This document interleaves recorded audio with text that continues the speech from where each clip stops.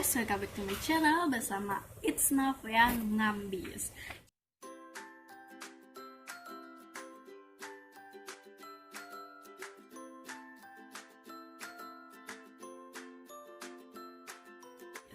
Jadi di video ini gue bakal ngejelasin tentang pembagian zaman prasejarah. Alangkah baiknya sebelum kalian nonton sampai habis, kalian harus tekan tombol subscribe beserta loncengnya agar kalian nggak ketinggalan sama video-video terbaru tentang It's Naf.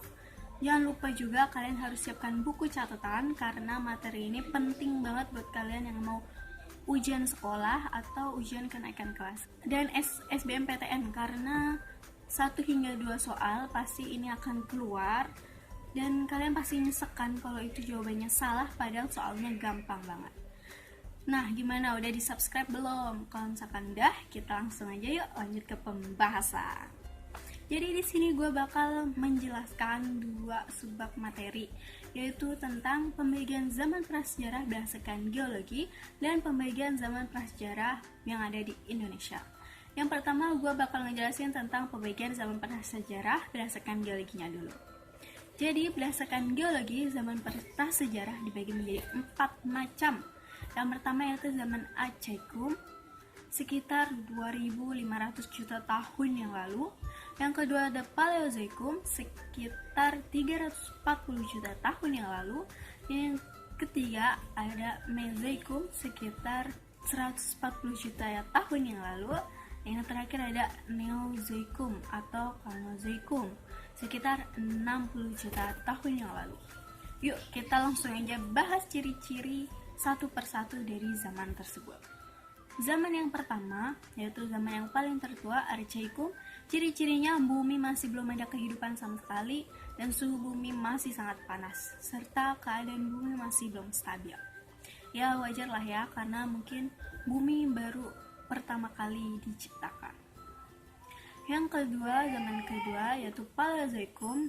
Tanda-tanda kehidupan mulai ada, yaitu munculnya makhluk amfibi serta reptil-reptil dan hewan bersel satu. Serta keadaan bumi masih sama panasnya seperti zaman Acaikum.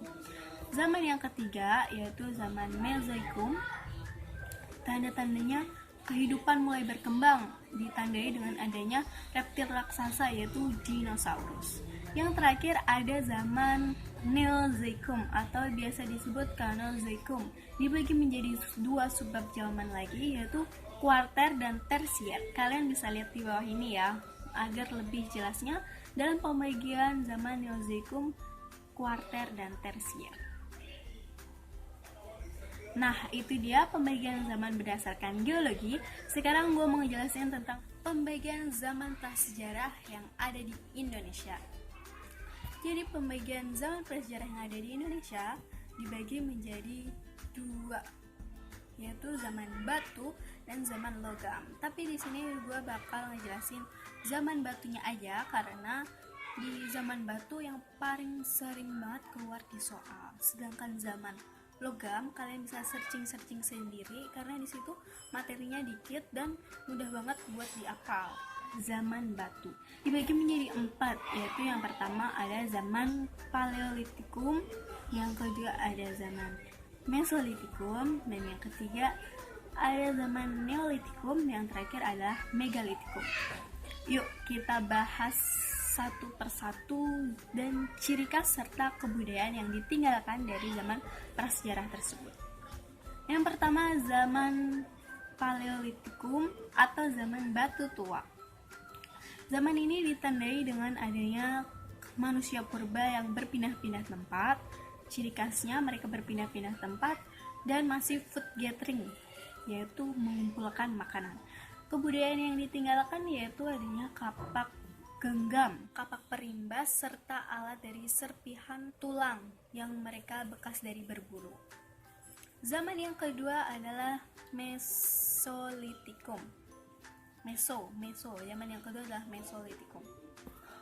Jadi ciri-ciri zaman ini adalah alatnya sudah mulai halus, serta mereka sudah menetap di gua. Makanannya mereka masih berburu, serta kebudayaan yang ditinggalkan adalah ini paling sering banget di ujian, yaitu kejoken mondinger, sampah dapur yang berupa kerang setinggi 7 meter.